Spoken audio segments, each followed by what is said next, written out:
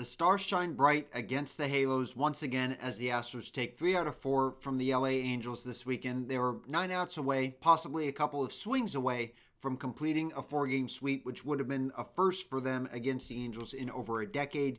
We've got a lot to talk about and unpack over the course of this video, with Yordan Alvarez, Yanier Diaz, and also Kyle Tucker each going off in this series at one point or another.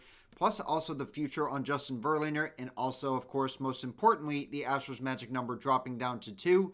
And what that means, it's all coming up next. Stay tuned.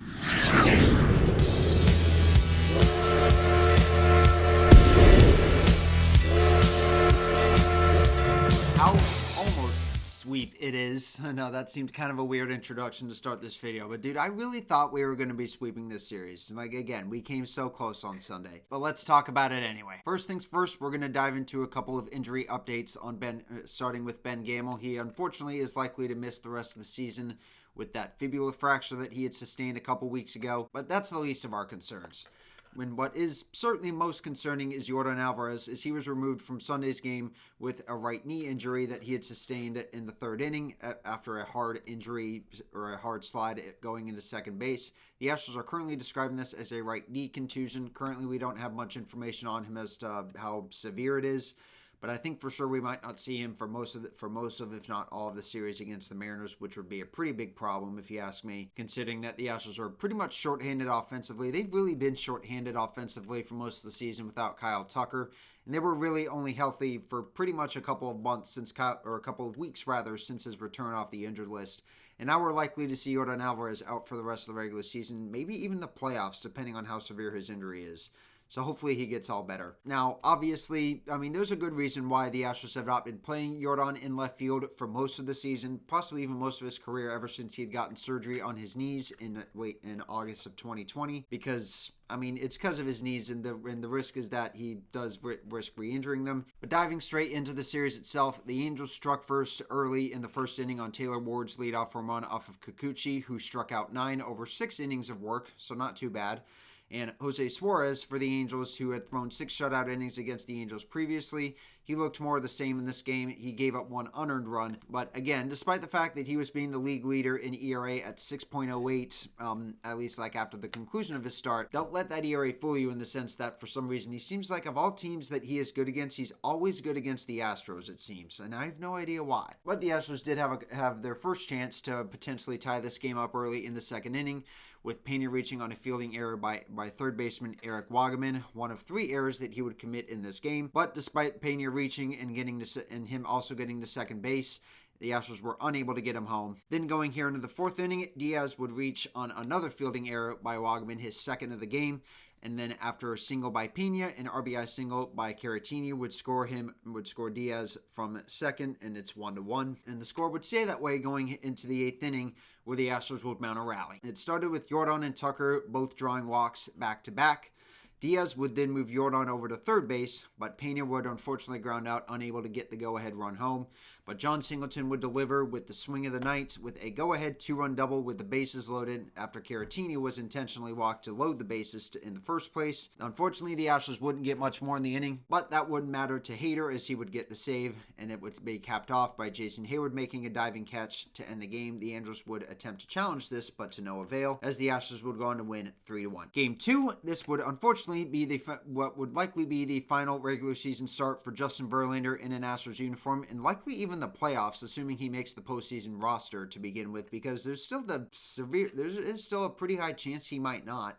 He will still make his final regular season start in Cleveland next week, or this weekend rather. But to be honest, even if he does throw a quality start, I really don't think it's going to solidify much of his case to ensure he stays on the postseason roster. I really want him to be on the postseason roster.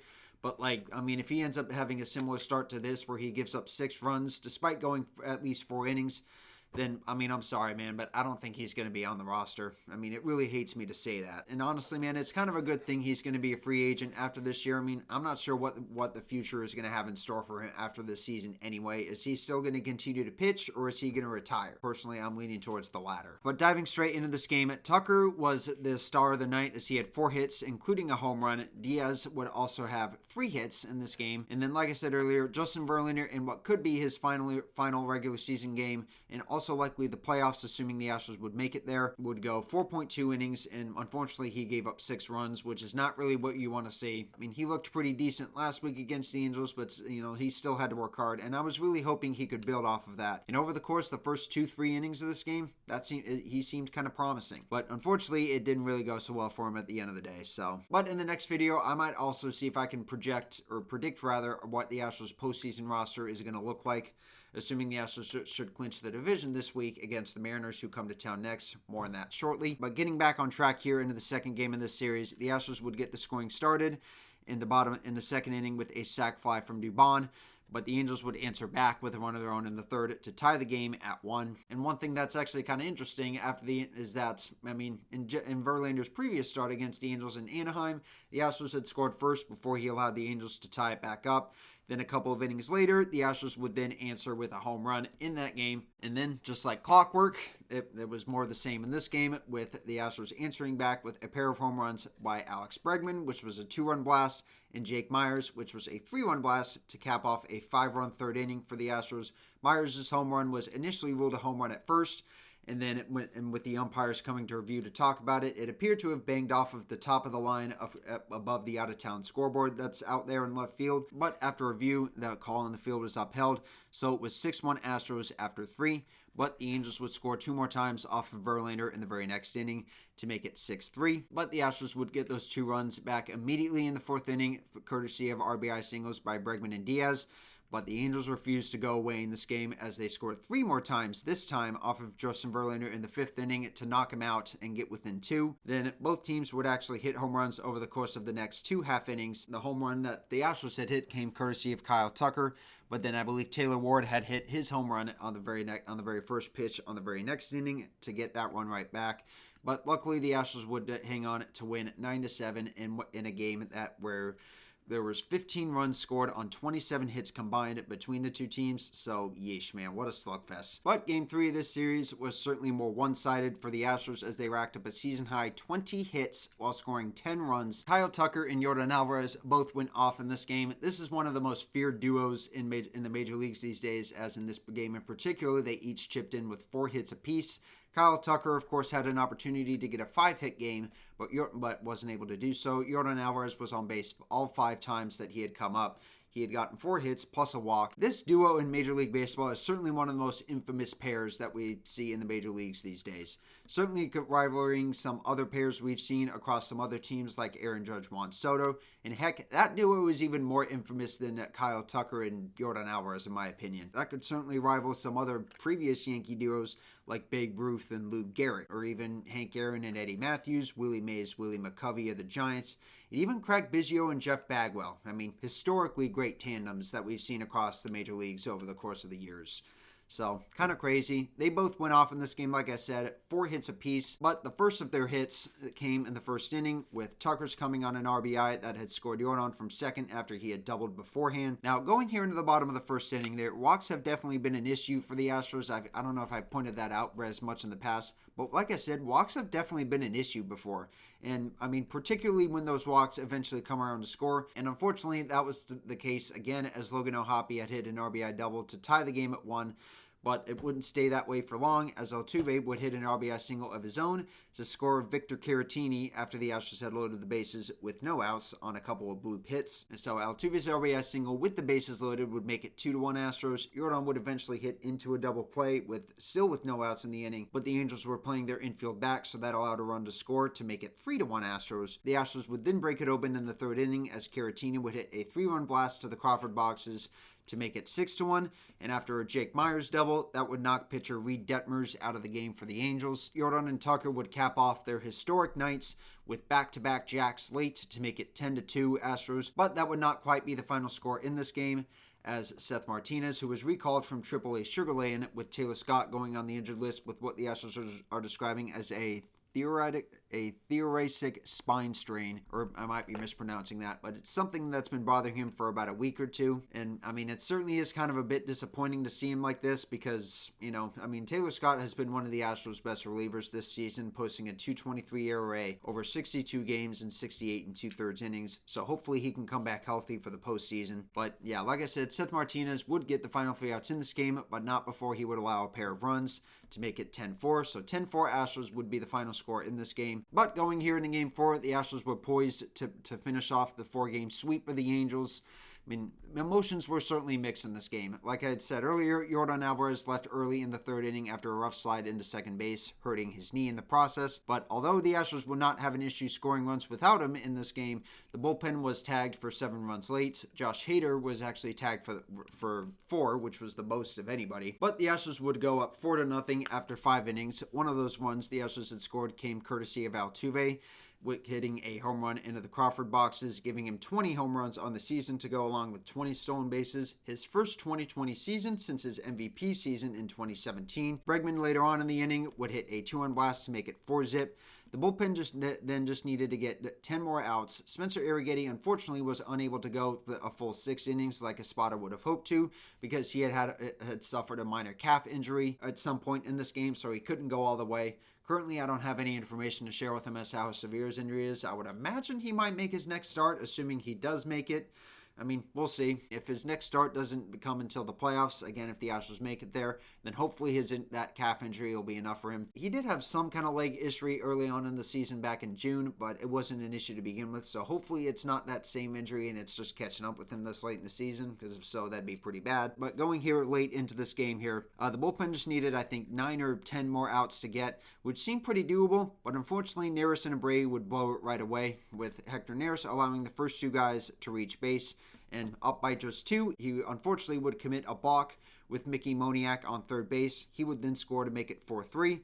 And then after a single by Gustavo Comprero, Espada then made the move to the bullpen for Abreu, and he would then allow Nolan Schwinel off the bench to hit a sac fly to tie the game at 4. And then Zach Neto, who was essentially the star of the game in this game, hitting 2 home runs and 6 RBIs. The first of his 2 home runs would come in the 8th inning to give the Angels their first lead in the entire series. But the Astros were not going to go away quietly, as Yanier Diaz would hit a game-tying double in the bottom of the 8th inning to score Bregman from first base. And then Shea Whitcomb, who had come off of the bench back in the 3rd inning to replace Yordan Alvarez. And for some reason, I did not actually know that Shea Whitcomb was still on the roster. I mean, I thought maybe he got sent back down. I mean, I don't know if he got recalled up when Chas McCormick went on the injured list, but I mean, I'm a bit surprised that he was still here. And I mean, it's a good thing he was here because, I mean, I'm not sure what other guys the Astros would have replaced Yordan Alvarez with. I mean, granted, we have a couple of other guys, but I'm surprised that it was Shea Whitcomb of all guys. I may have to go back and look at the box score to see if he was actually came on in this moment as a pinch hitter. But, like I said, I'm not sure. But Shea Whitcomb would then have probably the biggest swing of his career, at least to this point, to get a go-ahead base hit to make it 6-5 Astros. But unfortunately, that 1-run lead was proved to not be enough for Josh Hader, as despite the fact that Josh Hader was able to get the first out, I mean, he would issue a bases-loaded walk to the Angels to allow them to tie the game up. And then Zach Neto, who, like I said, was the star of the show in this game, would hit a 3-run double off of Josh Hader to give them the lead for good. But in the bottom of the 9th, the Astros weren't done yet. With 2 outs and 2 strikes in both of these ABs, Bregman and Diaz would each hit RBI singles to get the Astros within 2. Caratini would then follow with an RBI single of his own to get the Astros within 1. And then Pena would then come up with the tying run 90 feet away. But unfortunately, he had struck out on a pitch that was well inside, even when it left the pitcher's hands, to end the ball game. It was honestly kind of heartbreaking, but it's not all bad news in Houston, because roughly 250 miles north, the Rangers had walked off the Seattle Mariners, lowering the Astros' magic number to just 2, which means all the Astros need to do to clinch the division at this point is to just win 1 out of these next 3 games against the Mariners, or that is if they want to clinch it like on their own, with some reasonable suspicion of not asking for help from the Mariners this weekend when the Astros go to Cleveland. Personally, dude, the division needs to be wrapped up right now, because the Astros are just going up on just 5 games. Worst case, they do sweep us. The Mariners will just be 2 games behind us. But that's going to be very dicey because if the Mariners do sweep us, it's technically going to just feel like 1.5 games because the Mariners would then have the tiebreaker on us. Hopefully we can wrap that up. I'm going to be at tomorrow night's game on my birthday, so hopefully we can wrap things up here. And it will also be the final night that the Astros will be wearing their special Space City uniforms, as they had announced earlier this year, or earlier this month, I should say, that they will be debuting a new City Connect jersey at the start of next season. So it's going to be kind of a bittersweet night. Hopefully we can get this win and secure the division once and for all. Like I said, this is going to be a very fun series. I expect Minute Maid to be absolutely rowdy this week, particularly tonight, as of when you guys are likely seeing this video. I'm recording this on Sunday. You guys might not be seeing it till the following Monday. I mean, the Mariners offense has not been good, obviously. I mean, I certainly do look at them that way. But if you take a look at the AL wildcard standings, the Mariners actually have a chance now. So because of that, they have been playing some meaningful baseball recently. So, I mean, I would expect that to be the case in this game. So hopefully the Astros can rise to the occasion and see us rise as division champs. Again, like I said, it should be a fun series. So hopefully we can get it done. And with that, that's going to do it for this video, guys. It's run on for quite a while. That's what it's like whenever we're recapping 4 games in one video. It was a very good series this week. Really would have wished that we had gotten the sweep. But a good series nonetheless. I mean, again, my concern is going to be on Yordan Alvarez because it looks like we might be playing this series without him. So hopefully we can make do. But anyway, guys, that's going to do it for this video. Leave a like if you guys enjoyed. If you want to watch any more of my videos, click these cards here above my shoulders. Leave a like if you guys enjoyed, like I said, and I will see you guys later.